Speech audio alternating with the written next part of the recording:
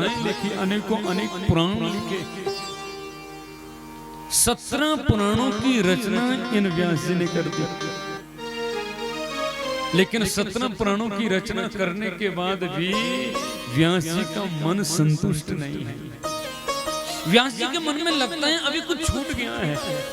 कई बार हमारे साथ होता है ना, हम घर में सब्जी बनाते हैं, सब्जी बनी बढ़िया बनी, पर फिर भी माता को लगता पता नहीं क्यों मेरा मन नहीं मान रहा, कुछ कमी रह गई है। होता है ना, कई बार हम खेती में काम कर रहे हैं, बढ़िया करा, लेकिन फिर भी मन नहीं मानता, कुछ ना कुछ कमी रह गई है, तो मन में संशय रहता है। व्यास जी के मन में संशय है, चिंता है, इतने पुराणों की रचना कर दी लेकिन फिर भी कुछ छूट गया है, मेरा मन अभी भरा नहीं है। इतने पुराणों की rचना करने वाला ये सोचना है अभी अभी मन भरा नहीं है, कुछ ना कुछ छूट गया है, कुछ रह गया है। कारण क्या समझ में नहीं आ रहा।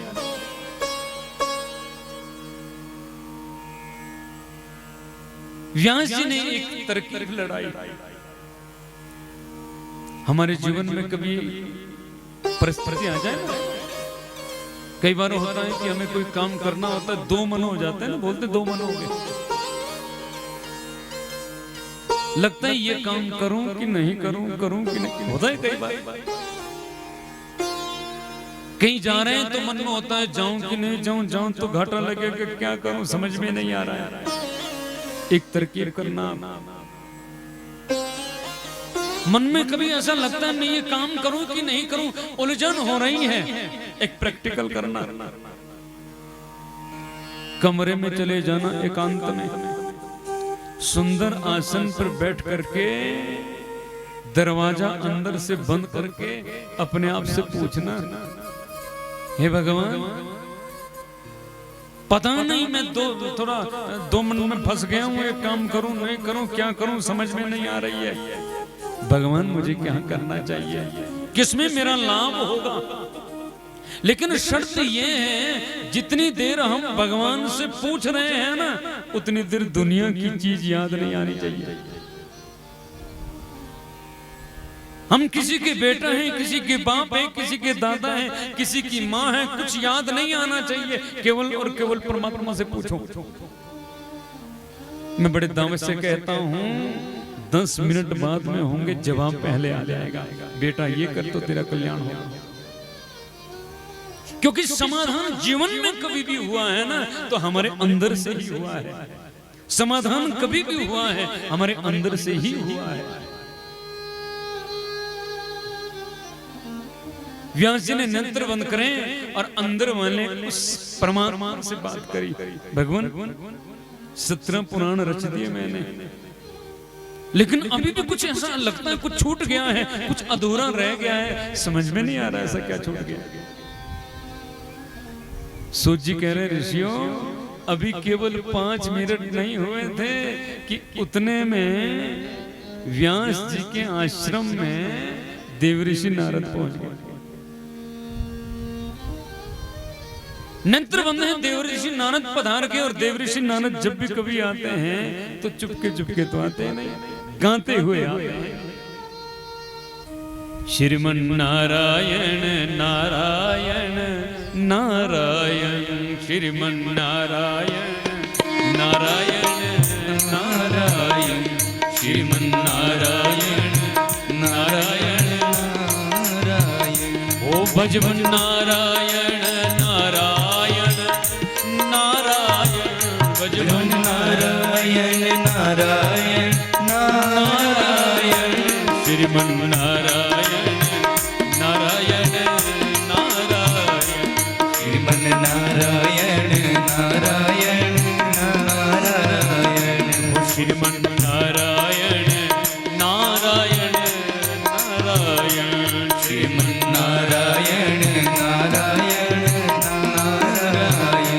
नारायण नारायण करते हुए ध्वनि आ गई आश्रम के पास। जैसे व्यास जी को सुना नारायण नारायण, व्यास जी ने आंखें खोली तो सामने नारद जी को पाया। नारद भी भगवान के अवतार हैं, ये 24 अवतारों की कथा इसमें ही आएगी।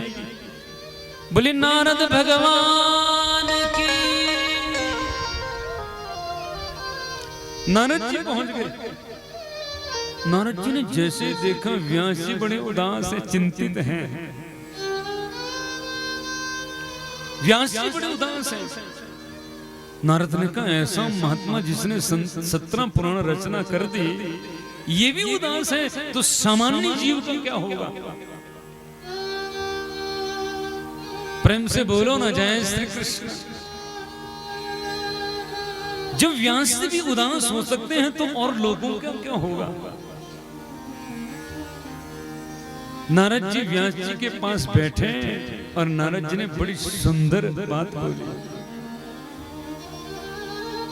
बड़ी गजब की बात नारद जी ने व्यास जी से बोली कि पराशर जी महाभाग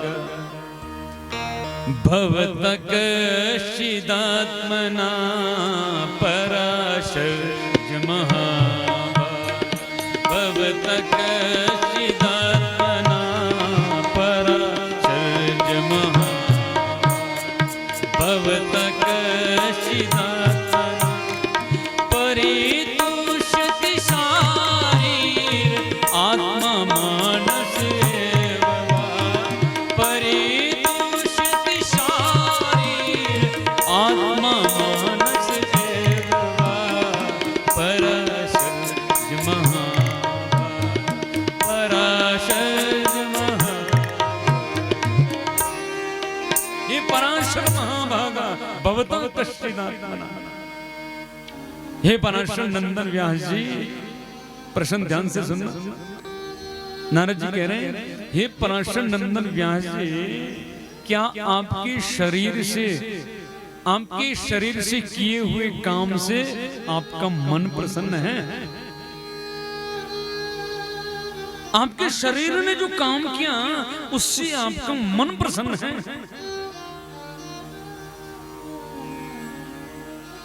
हम दिन भर काम करते हैं ना, एक प्रयोग करना,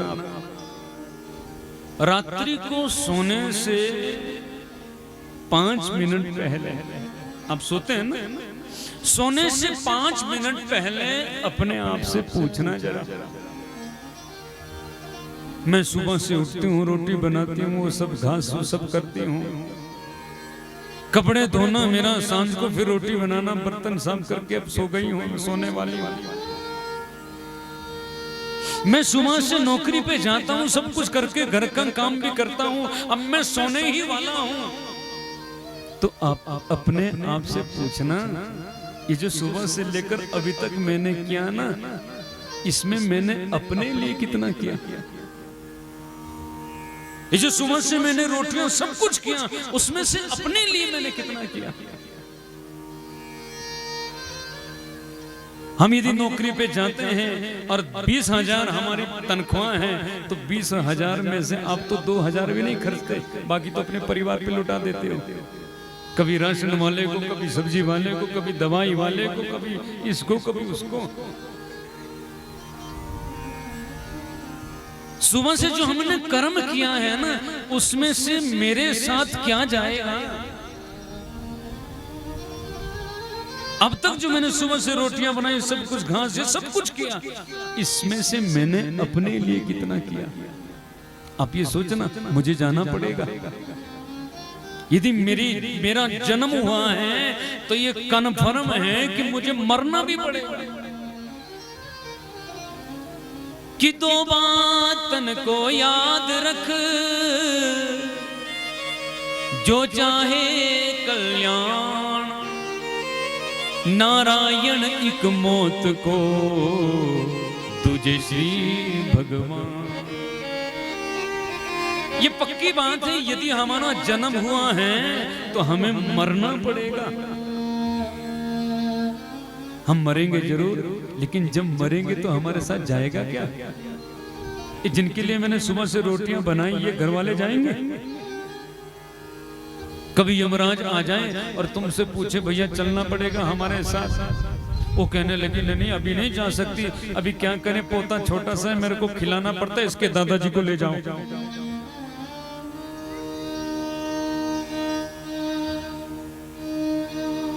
ये सुबह से जो हम करते हैं इससे हमारे साथ जाएगा क्या।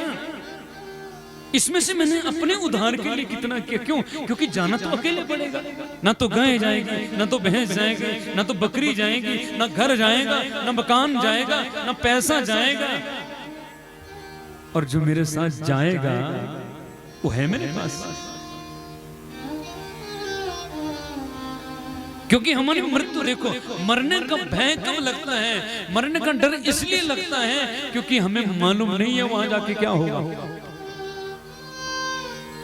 अज्ञात का डर है, वहां जाकर क्या होने वाला है इसलिए डर लगता है। और एक बात बोलूं, मरने से सभी डरते हैं। छोटा हो या बड़ा हो, कीड़ा हो मकोड़ा हो, सभी डरते हैं। इतने ज्ञानी बैठे, भगवान की कथा चल रही है, हमें क्या लेना, भगवान का भजन हो रहा है, बीच में ऐसा निकल जाए ना सारे भाग जाए। तुम्हारी तो छोड़ो, मैं भी भागूंगा भाई। मरने से तो सभी डरते हैं। मरने से हम डरते हैं, लेकिन ये पता है कि मरना पड़ेगा, ये सबको पता है। मृत्यु होनी है, ये सबको मालूम है, फिर भी डरते हैं। क्योंकि हमने ये जाना ही नहीं है हम कौन है। हमें अभी तक मालूम ही नहीं है कि हम कौन है। यदि मालूम हो जाए हम कौन है तो डर भी होता ही नहीं।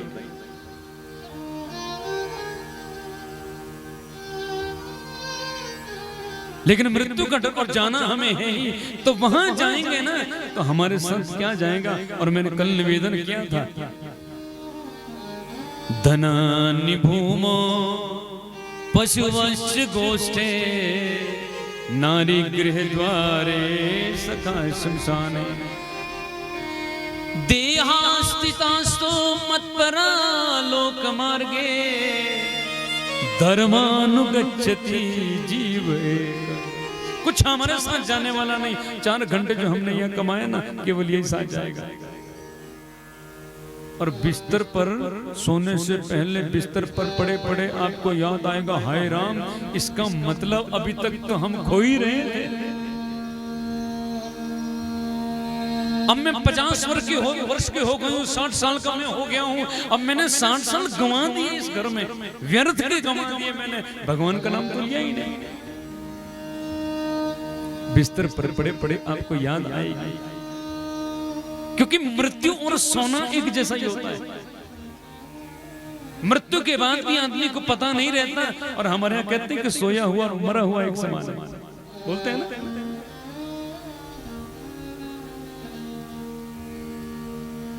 बिस्तर पर पड़े पड़े आपको याद आएगी, मेरे साथ ये कुछ भी नहीं जाएगा। और जाएगा क्या? केवल भगवान का भजन। तो फिर अंदर से आपकी आवाज आएगी कि चल रे हंसा अमर लोक को, यहाँ कोई नहीं हमारा है। इन जग वालों का हुआ अंधेरा, अपना तो हुआ सवेरा है। अब जाएंगे, और हमारे कहावत है कि जब जागो तभी सवेरा। अब जाएंगे, हमें मालूम हो गया बजा नहीं सब कुछ है। और रात्रि को सो गए ना, मेरी गारंटी है रात में सपना भी भगवान का ही लगेगा। और सुबह उठ करके फिर भगवान का नाम, फिर भगवान का नाम, सारे काम भी करो और भगवान का नाम भी लेते चलो। सारे कृत्य भी होंगे और भगवान का नाम भी चलता रहेगा, भगवान का नाम भी स्मरण होता रहेगा। तो हम अपने आप से पूछें, मैंने अपने लिए कितना किया? जो शरीर सीखे उससे मेरा मन प्रसन्न है? व्यास जी ने कहा, गुरुदेव 17 पुराण रच दिए, अब तक ये समझ में नहीं आ रहा है कि क्या छूट गया। नारद जी ने कहा, देखो तुमने अभी तक जो लिखा वो दिमाग से लिखा, और भगवान दिमाग की वस्तु नहीं है, दिल की वस्तु है। भगवान को यदि दिमाग से जानोगे तो 10 चीजें नजर आ जाएंगी, लेकिन यदि दिल से जानोगे तो परमात्मा है।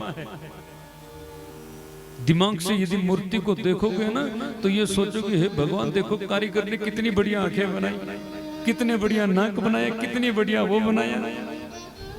लेकिन यदि दिल से देखा होगा तो न बनाने वाला दिखेगा, केवल परमात्मा दिखेगा, केवल भगवान हमें दिखेगा, केवल ईश्वर हमें दिखेगा।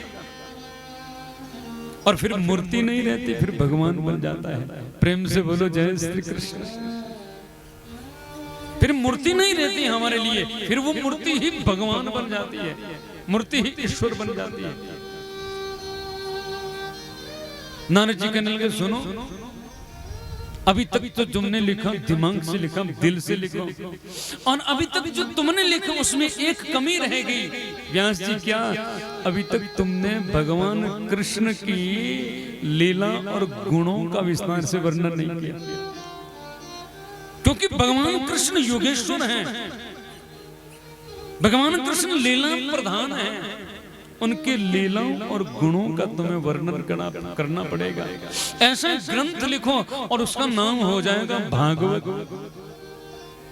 व्यास जी ने कहा क्या करूं महाराज, कैसे करूं? आपको पता शरीर तो बूढ़ा हो गया है ना, ये शरीर बूढ़ा वृद्ध हो गया है, इस शरीर से कैसे भजन होगा, क्या कैसे मैं लिखूंगा, अब क्या करूंगा? नारद जी ने कहा कैसी बात करते आप? जिस पर संत कृपा हो जाए ना, उसके लिए कुछ भी असंभव नहीं है। भगवान नाम की इतनी ताकत है। व्यास जी वृद्ध शरीर से भी यहाँ बैठे हैं ना, और लगन परमात्मा के चरणों में लगी है, तो आपको ध्यान ही नहीं रहता। लगन सच्ची